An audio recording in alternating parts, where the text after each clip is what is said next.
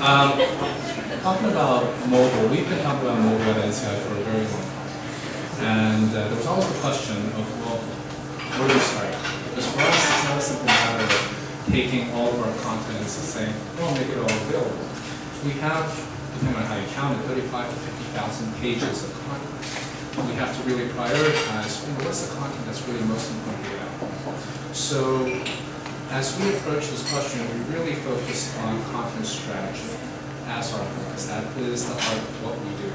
We manage cancer research content. We try to get it into audiences' hands in the ways that they need it the most and when they need it in context. So with that, why go mobile in the first place? Well, it's all about users and what they're doing. Well, growth in mobile subscriptions, you've seen these numbers before. You can't see them here. I don't want you to nitpick on what kind of data sources I'm using. But if you go to, it's just needless to say, it's exponentially grown. People all over the world, on the web, they're looking for information online on the move. This is nothing new. We've known this for years. It's obviously hit critical mass when it comes to mobile devices in people's hands, especially smart mobile devices now, internet capable. And they're using them in all sorts of contexts. So whether you're in a doctor's office for cancer information, whether you're in a doctor's office, you're in a loved one's home who's been diagnosed with cancer, you're going to try to find information for them. You're a doctor, you need to look up something, you're not an oncologist, but you're a primary care physician. You happen to, let's say, be an advocate looking for different types of information related to cancer so you can help your constituents. So anyway, it's all within context. In cancer.gov, so what we looked at was what are people doing on their mobile devices now? Well, on cancer.gov, we were actually surprised to see that about 250,000 people are trying to come to our site. Can you hear me now? Did you just miss like half my entire conversation? And you can raise your hand. You can tell me. I'll just start all over again.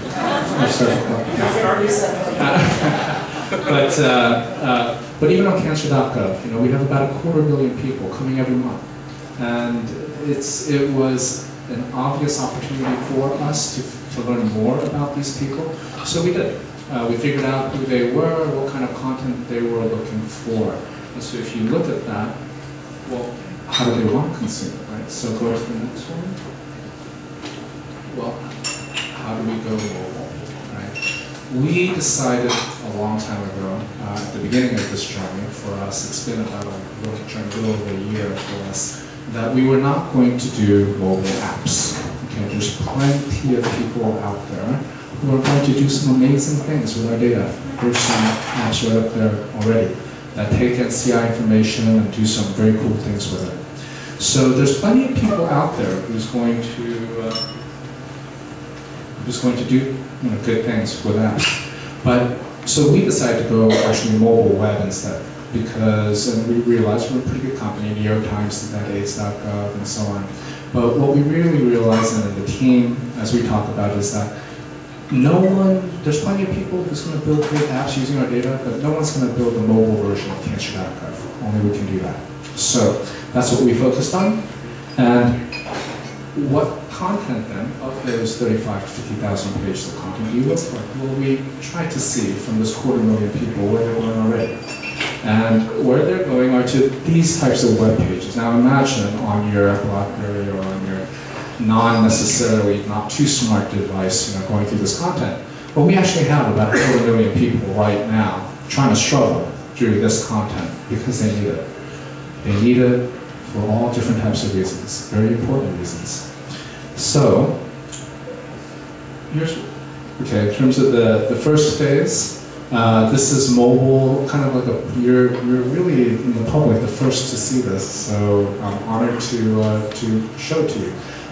It's going to autoplay here, and this is going to be the basic interface, and we try to make things very easily navigable on our site.